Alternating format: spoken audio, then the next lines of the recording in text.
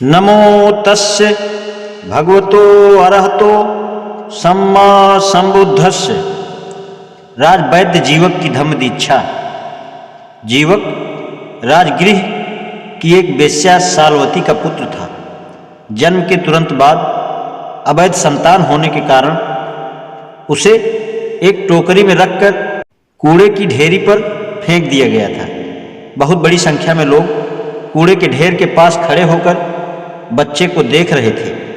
राजकुमार अभय का उधर से गुजरना हुआ। उसके पूछने पर लोगों ने बताया यह जीवित है, इसी कारण से उसका नाम जीवक पड़ा। अभय ने उसे गोद ले लिया और पालन पोषण किया। जब जीवक बड़ा हुआ तो उसे पता लगा कि किस प्रकार उसको बचाया गया था। उसकी तीव्र अभिलाषा हुई कि वह दूसरों का जीवन बचाने के लिए स्वयं को समर्थ बनाए। इसीलिए वह अभय को बिना बताए ही तक्षशिला विश्वविद्यालय चला गया और वहाँ उसने 7 वर्ष तक चिकित्सा शास्त्र का अध्ययन किया। राजगृह लौटकर उसने वैद्य के रूप में चिकित्सा करनी आरंभ की और बहुत कम ही समय में अपने पेशे में नाम और प्रसिद्धि प्राप्त कर ली। उसने सर्वप्रथम साकेत के एक सेठ की पत्नी का इलाज किया।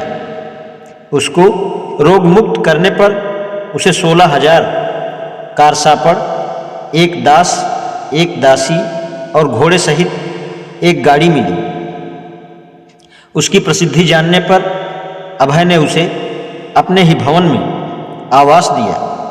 राजगृह में ही उसने राजा बिंबिसार का भयानक भगंदर रोग ठीक किया था।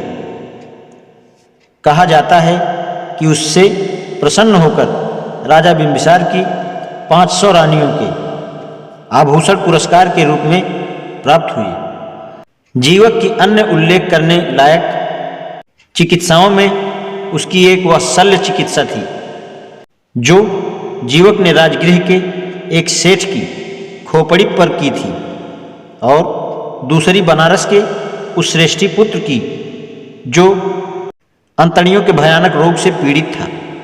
जीवक को राजा तथा उसकी रानियों का राजवैद्य नियुक्त किया गया, लेकिन जीवक की तथागत के प्रति बहुत आसक्ति एवं श्रद्धा थी। परिणाम स्वरूप वह शाक्य मुनि, भगवान गौतम बुद्ध और संघ का भी चिकित्सक बना। वह तथागत का उपासक बन गया। भगवान बुद्ध ने उसे भिक्षु नहीं बनाया, क्योंकि वह चाहते थे कि वह स्वतंत्र रहकर चिकित्सा द्वारा रोगियों और आहतों की सेवा करता रहे। जब महाराजा बिंबिसार की मृत्यु हो गई तो जीवक उसके पुत्र अजातशत्रु का भी चिकित्सक बना रहा और पितृहत्या का अपराध करने वाले अजातशत्रु को तथागत बुद्ध के पास लाने में भी मुख्य भूमिका जीवक की ही थी। आज इतना ही। नमो बुद्धाय।